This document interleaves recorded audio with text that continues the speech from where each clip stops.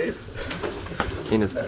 was very pleased to have an opportunity to meet with Mr. Tito Petkovski, an old friend whom I remember from my time in Macedonia before, and of course I believe was the first and only president of the Macedonian Parliament to visit our Congress in the United States. Obviously I'm taking the opportunity to meet with leaders and members of the opposition as well as the government here in Macedonia. As I've said many times, opposition is very important in a democracy. You can see that in my own country, where the new president-elect, Mr. Obama, is not only meeting with the outgoing administration, but indeed yesterday met with Senator John McCain in a very friendly and open discussion about cooperating and dealing with the challenges that the United States faces in the future. We had an opportunity to talk about my recent trip to the United States with the Prime Minister and his team, where we introduced Macedonia as a potential place for business and investment with American companies, and had other meetings both in San Francisco and Chicago focused on that theme of investment. And we talked about the upcoming elections in Macedonia at the end of March. These are going to be very important elections, we all agreed. And of course Macedonia has a report from the European Union as well as recommendations from OSCE on steps that should be taken in preparation for those elections. And we from the United States, with our other partners in the international community, will be working very closely with Macedonian authorities to make sure that those elections in March are very positive. So I want to thank you again for receiving me and a chance to meet with you and your team, and look forward to keeping in touch. Yes. So.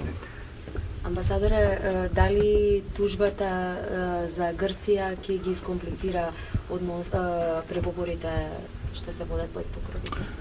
Well, the decision to file the case with the International Court of Justice was obviously a decision taken by Macedonia. That is a decision for the government of Macedonia. I was pleased to hear the foreign minister say yesterday that Macedonia still is very much a part of the UN process.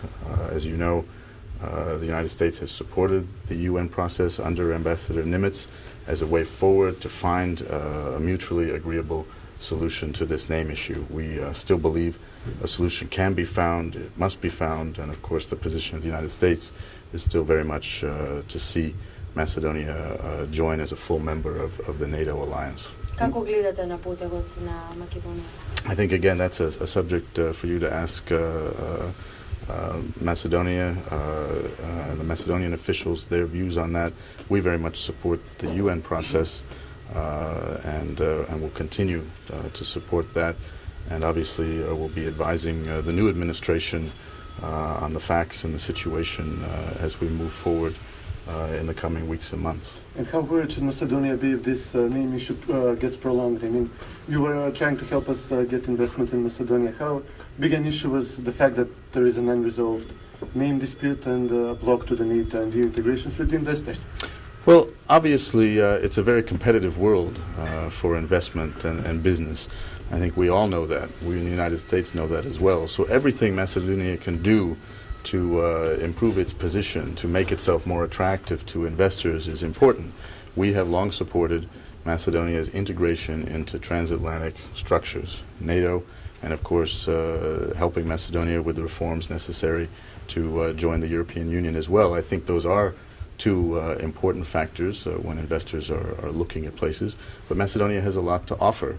Resolution of these issues and moving forward with the reforms, using the reports and the recommendations as tools to help the country move forward would be a very positive thing. Со ваква политичка сцена каква што имаме сега, какви избори очекувате? Уште еднаш по Со ваква политичка сцена каква што имаме сега, какви избори очекувате на пролет? What kind of elections do you expect in the spring? Well, again, as I already indicated, I think these will be very important elections. As you know, there were some difficulties in the elections in June, with the international community noticed. I think Macedonians noticed as well that there was some disappointment and that those elections failed to meet the commitments that Macedonia had made. So March 29th will be a new opportunity. Macedonian people will be watching, and I think that's most important, but the international community will be watching as well. There are recommendations and guidelines for reforms and steps that can be taken now in preparation for those elections to make them very successful, and that's what we hope to see. Thank you very much. Дали се уште се надевате дека во наредните недели е можно решение за името или ова сепак го комплицира процесот? Do you still hope that there is a solution to the main issue in the next few weeks, or do you believe that this, referring to this, to this lawsuit, is complicating the issue? That's really up to the two sides. Resolution of the name issue is something that must be done by Macedonia and Greece together. We support the process. We stand ready to help where we can, but it really is something that's up to the two sides, and they have a UN process under Ambassador Nimitz at their disposal to use and find a solution to this very long-standing problem that we need to put behind us. Thank you very much. Thank you. Thank you.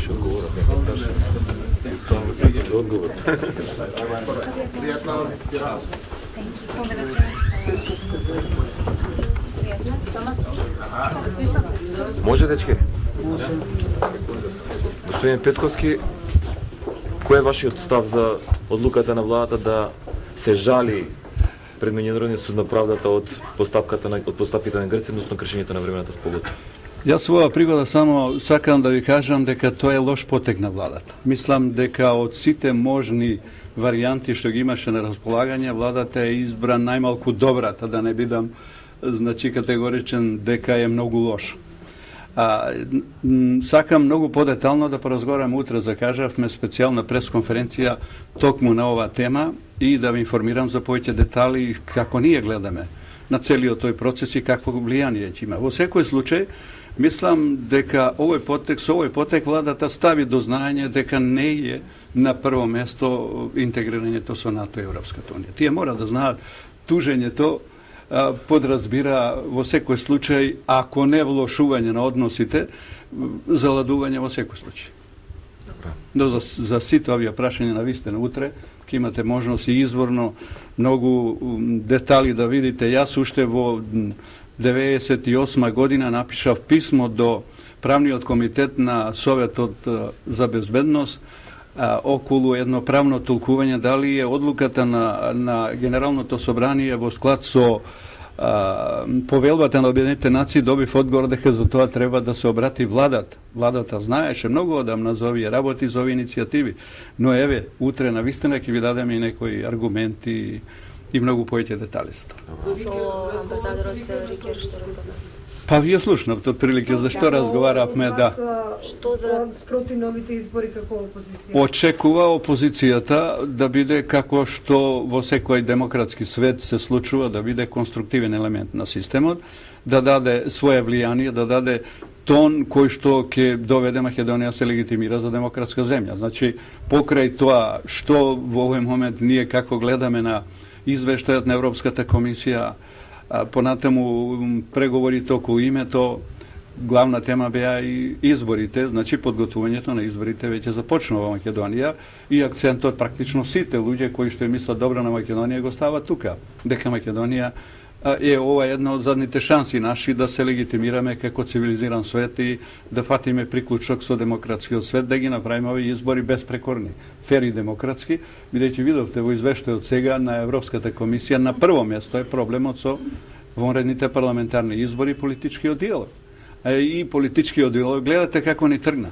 Ние на 3 практично ноември донесовме резолуција, ги задолживме премиерот и председателот да седнат, мислам собранијата, да седнат да договорат стратегија и да нема дисонантност во ставовите по однос на прашањето со Грција. Гледате што случи. Владата се истрча соло, председателот пак реагира и тоа само 2 недели после донесувањето на резолуцијата, кога во собранието говореа и премиерот и председателот дека од овој момент натаму дека ќе треба да имаме единство.